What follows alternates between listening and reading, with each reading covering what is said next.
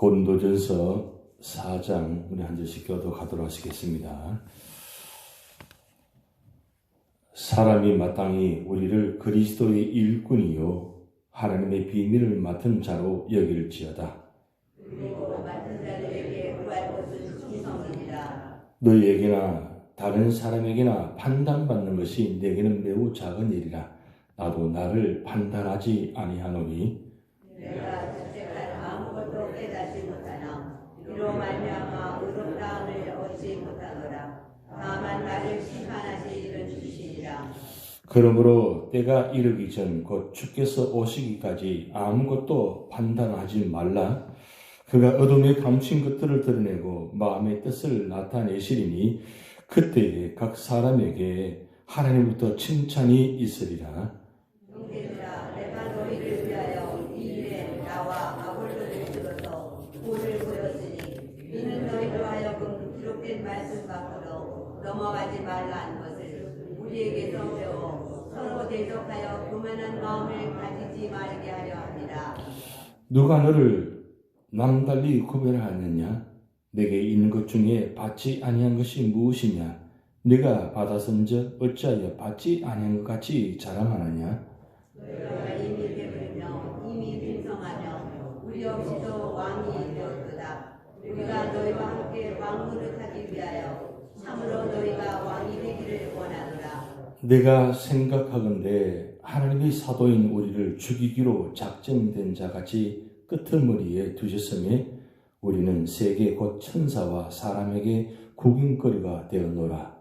우리는 그리스도 때문에 어리석으나 너희는 그리스도 안에서 지혜롭고 우리는 약하나 너희는 강하고 너희는 존귀하나 우리는 비천하여 바로 이 시각까지 우리가 줄이고 목마르며 헐벗고 매맞으며 정처가 없고 또 수고하여 신이 손으로 일을 하며 모욕을 당한 즉 축복하고 박해를 받은 즉 참고 비방을 받은 즉 권면하니 우리가 지금까지 세상의 더러운 것과 만물의 찌꺼기같이 되었도다.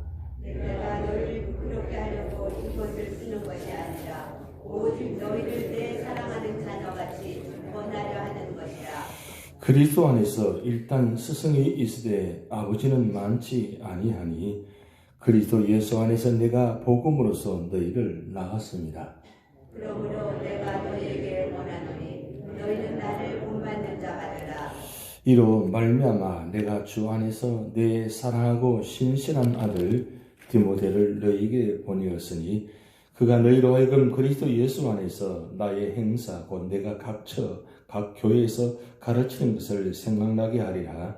어떤 이들은 내가 너희에게 나아가지 아니할 것 같이 스스로 교만하여졌으나 주께서 허락하시면 내가 너희에게 속히 나아가서 겸한한 자들의 말이 아니라 오직 그 능력을 알아보겠으니 하나님의 나라는 말에 있지 아니하고 오직 능력에 있습니다. 합독하시겠습니다. 너희가 무엇을 원하느냐? 내가 매를 가지고 너에게 나아가랴.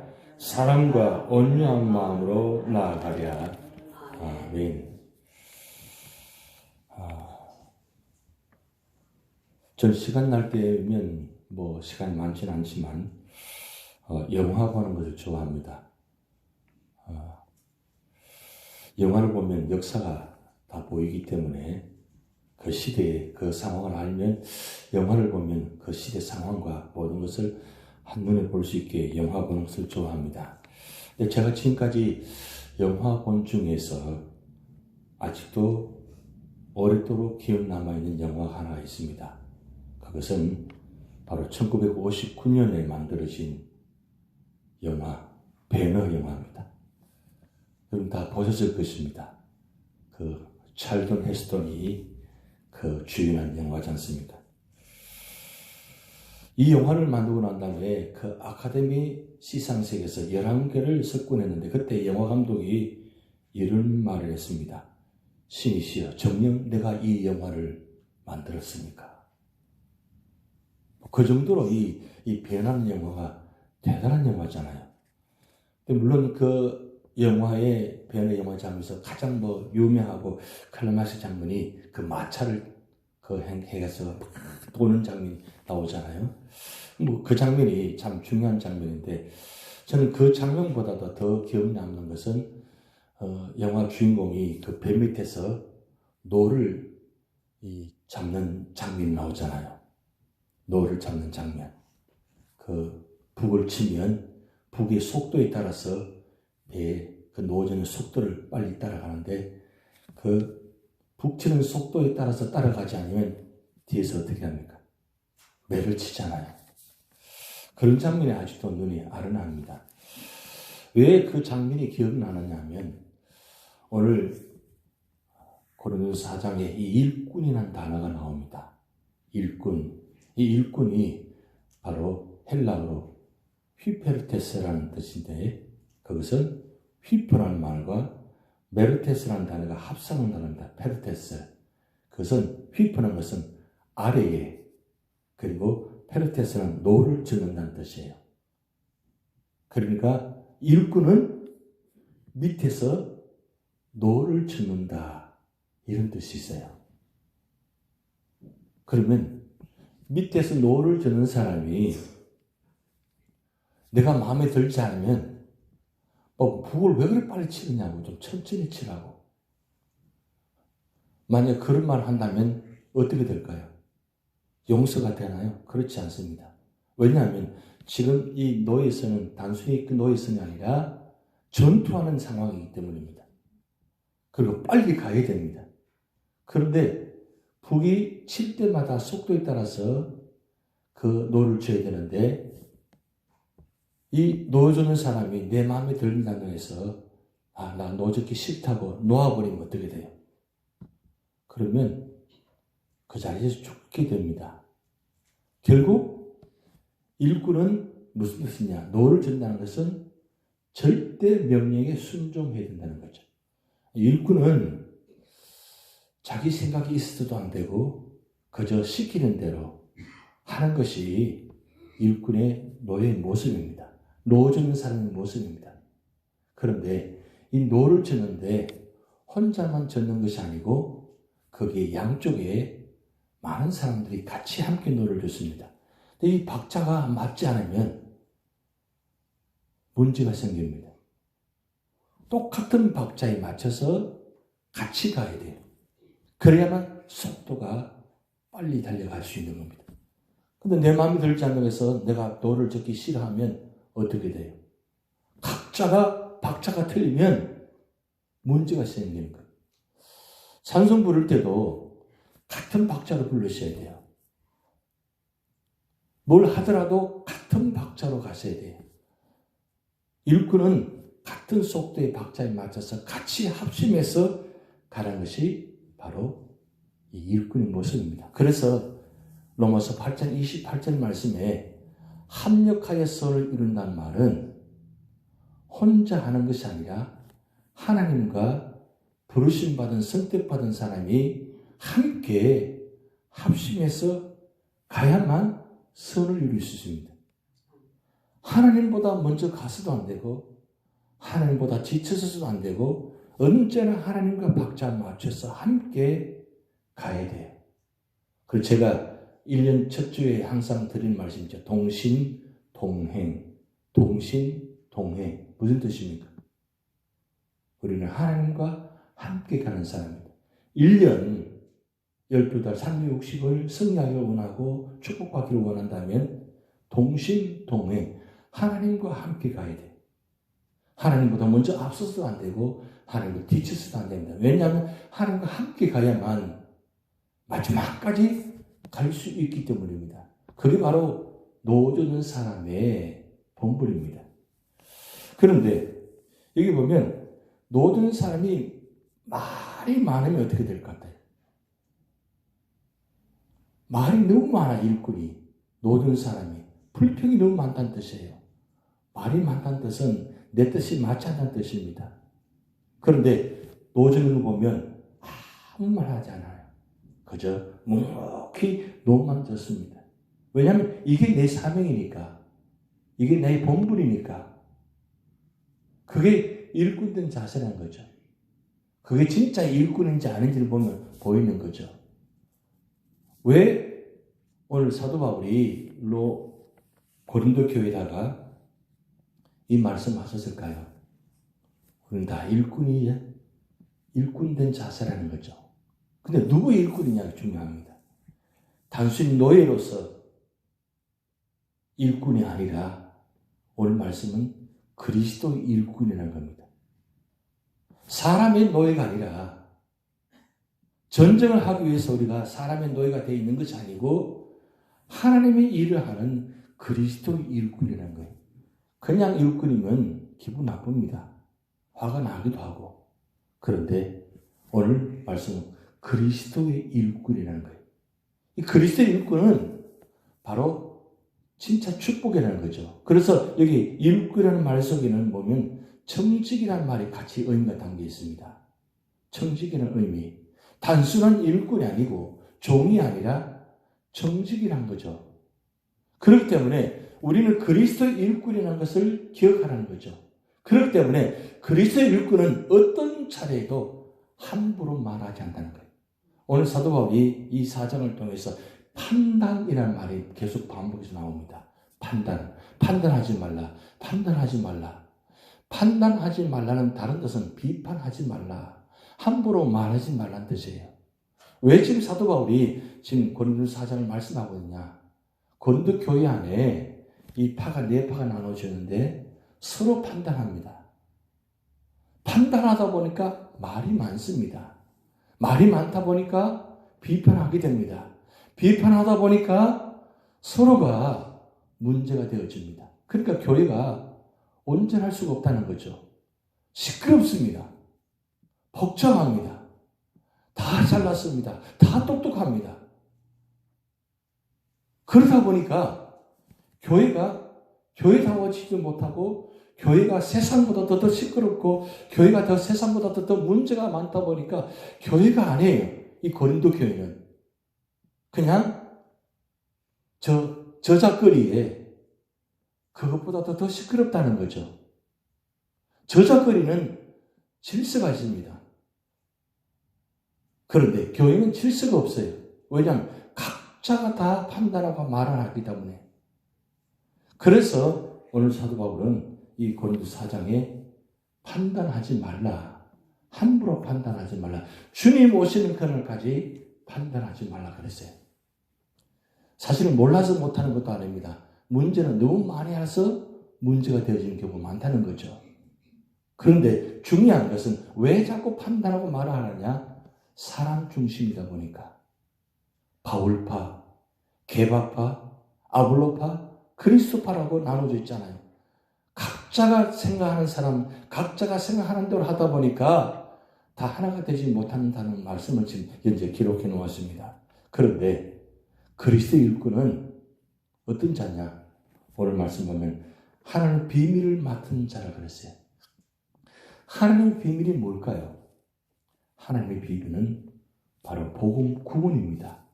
예수 그리스도 통해서 복음을 전해서 구원받는 것이 바로 비밀입니다. 이거는 세상 사람들이 알지 못하는 거죠. 사람의 생각을 알 수 없는 거죠. 예수님께서 이 땅에 오신 이유가 무엇입니까? 이 모든 사람을 다 구원하시기 위해 오셨어요. 내가 좋아하는 사람만, 내가 필요한 사람만, 내가 생각하는 사람만 구원받는 게 아니라 모든 사람을 구원받게 하는 겁니다. 그래서 비밀입니다. 이 비밀은 감추어진 것인데 예수 그리스도에서 드러나게 만드신 거죠. 구약은 다 비밀적인 이야기입니다. 감춰져 있습니다. 근데 신약은 예수 그리스도를 다 드러나게 만들었어요. 그 드러나는 게 무엇이냐? 이 세상을 다 구원하기 위함. 그래서 요한복음 3장 16절 말씀이 비밀이 드러나는 이야기입니다. 그 비밀이 뭐예요? 누구든지 세상을 멸망치 않게 하고 하시고 영생을 주시기 위해서 오셨다는 사실이 바로 비밀이 드러나는 겁니다. 그런데 고린도 교회 안에 모두가 다 구원받기 위해서 모인 자리인데 누구만 구원받고 누구는 구원받으면 안 돼. 누구만 축복받아야 되고 누구만 축복받으면 되지 않는다는 이 사실이 고린도 교회 안에 다 퍼져 있다는 사실이에요. 그래서 우리는 그리스도의 하나님 비밀을 맡은 자로 여길지어다 그랬어요. 우리 모두가 다 비밀을 맡은 사람들입니다. 그럼 비밀을 맡은 자는 마지막에 무엇을 하느냐? 충성하는 거예요. 충성. 근데 이 충성이라는 단어가 참 의미가 있습니다. 여러분 한문을 보시면 한문의 의미가 참 많이 있습니다. 그래서 저는 한문을 많이 보게 되는데 한문 한 단어 한 단어가 굉장히 의미가 있어요. 이 충성이라는 말은 뭐예요? 말씀은변을 이룰 성자를 이 충자를 사용합니다. 성자. 그런데 이 성자가 말씀은변에 이룰 성자를 이루어졌는데 무엇을 말씀을 이루느냐? 그 이루기 위해서는 이 충자가 뭐예요? 가운데 충자다가 마음 심자를 붙여놓았어요. 마음 중심으로 말씀을 이루는 것이 충성이라는 거예요. 그러면 그리스도의 일꾼은 뭘 하느냐? 하나님의 말씀을 이루는 것입니다. 하나님의 말씀을 그대로 가감없이 이루는 거예요. 내가 생각해 보니까 이 말씀은 누구만 말씀을 들어야 되고 이 말씀은 누구에게만 적용이 되고 누구에게만 축복받아야 된다. 아니고 모든 사람에게 말씀을 이루기 위함이라는 거죠. 일꾼은 가감없이 내가 판단해서 하는 것이 아니라 그냥 말씀대로 그냥 이루게 하는 것이 바로 충성된 자의 일꾼입니다. 그런데 오늘 우리는 뭐라고 했습니까? 마땅히 하나님의 일꾼, 그리스도의 일꾼을 그랬어요. 그럼 우리는 당연하게 부르심 받았으면 하나님의 일꾼을 부르심 받았습니다. 그렇다면 우리가 과연 그리스도의 비밀을 일꾼 받은 자로서 충성을 하고 계시는가? 과연 하나님 앞에서 내가 진짜 그리스도인으로서 충성하고 있는가? 한번 내 자신을 한번 되돌아보시기 바랍니다. 내가 진짜 그리스도의 일꾼인가? 여러분, 이 비밀을 맡은 자라는 것은 믿지 않으면 맡길 수가 없습니다. 우리를 얼마나 믿었으면 어렵다고 인정하시고 그리고 그리스도의 일꾼으로 사명 주셨을까요? 여러분, 아무에게나 일을 맡기지 않습니다. 왜요? 함부로 일을 맡기면 그 일 때문에 다 무너지기 때문입니다. 믿을 수 있는 사람에게만 그 일을 맡긴다는 것이 바로 주인의 모습입니다. 그런데 하나님께서 우리를 어떻게 하셨다고요? 우리를 어렵다고 인정하시고 그리고 그리스도의 일꾼으로 세워주셨다고 합니다. 이거 얼마나 감사한 일이에요. 정말 축복이잖아요. 내가 부르심 받았다는 겁니다. 감사한 일인데 거기다가 사명까지 주셨어요. 일꾼에 일할 수 있는 사명을 주셨다는 거예요. 얼마나 귀한 일이에요. 12월달 되면 이 내년도를 위해서 항상 준비하는 자리에 있습니다. 기도자를 세우고 성경 봉독자를 세우고 그리고 맡은 사명들을 세웁니다. 여러분, 주일마다 이 강단에 세워서 기도자로 세운 것 그리고 성경 봉독자로 세우는 것 진짜 하나님의 축복입니다. 정말 축복입니다. 하나님 앞에서 성전에서 기도자로 성경 봉독자로 세움받는 것 정말 축복입니다. 근데 이 귀한 축복을 우리 감당하지 않으려고 그래요. 물론 여러 가지 이유가 있고 여러 가지 상황이 있을 수 있지만 그래도 우리가 이것을 감당해야 되는 이유가 무엇입니까? 그게 축복이기 때문입니다. 그게 우리의 사명이기 때문입니다. 그게 귀한 일이기 때문입니다. 세상에서 가장 귀한 일은 바로 하나님의 일을 하는 거잖아요. 그리고 이 하나님을 우리 함을 통해서 우리에게 주시는 축복이 얼마나 크다는 걸 아시잖아요. 그렇기 때문에 우리는 할 수만 있으면 우리가 이 귀한 삶을 감당하셔야 됩니다. 근데 하나님의 일은 내 능력으로, 내 지식으로, 내 경험을 하는 것이 아니라 하나님 주신 방법으로, 하나님 주신 능력으로 하는 것이 하나님의 일입니다. 아시지 않습니까? 하나님 일은 세상의 지식을 가지고 절대 할 수 없다는 것, 세상 방법으로 절대 할 수 없다는 것, 세상 경험으로 절대 할 수 없다는 것, 계산해보고 따져보고 하는 것이 하나님이 아니라는 거예요. 왜냐하면 하나님의 일은 하는 방법대로 해야만 이루어지기 때문입니다. 그런데 그 일을 우리에게 맡겨주셨어요. 사도 바울이 디모데전서 말씀했잖아요. 나를 충성되이 여겨 직분을 맡겼다고 그랬어요. 나를 충성되이 여겨. 하나님이 우리를 충성되이 여기셨다 그랬대요. 그렇게 사도 바울이 고백했다는 겁니다. 하나님이 우리를 충성되이 보시고 우리에게 장로님으로, 권사님으로, 집사님으로 직분을 주신 것입니다. 이게 얼마나 귀한 축복입니까? 얼마나 귀한 은혜입니까? 이 은혜를 통해서, 이 축복을 통해서 우리에게 주신 그 은혜가 크기 때문에 우리는 그 상을 감당하는 것입니다. 2020년도에 하나님께서 우리에게 귀한 사명 주시고 일꾼으로 부르셨습니다. 우리가 할 일은 그저 맡은 일에 묵묵히 충성만 하시면 됩니다. 그러면 충성할 때에 지혜를 주시고 능력 주셔서 은혜 주셔서 그를 통해서 주님의 영광이 드러나요. 그리고 은혜와 진리가 우리에게 축복을 주시는 이 축복이 있다는 거죠. 이 은혜가 오늘 우리 여러분 모두에게 다 있게 되기를 주님으로 축복드립니다. 다 같이 기도를 하시겠습니다. 하늘에 계신 우리 아버지여, 이름이 거룩히 여김을 받으시오며 나라의 임하옵시며 뜻이 하늘에서 이룬 것 같이 땅에서도 이루어지이다. 오늘날 우리에게 일용할 양식을 주옵시고 우리가 우리에게 죄진 자를 사하여 준 것 같이 우리 죄를 사하여 주옵시고 우리를 시험에 들게 하지 마옵시고 다만 악에서 구하옵소서. 대개 나라와 권세와 영광이 아버지께 영원히 있사옵나이다. 아멘.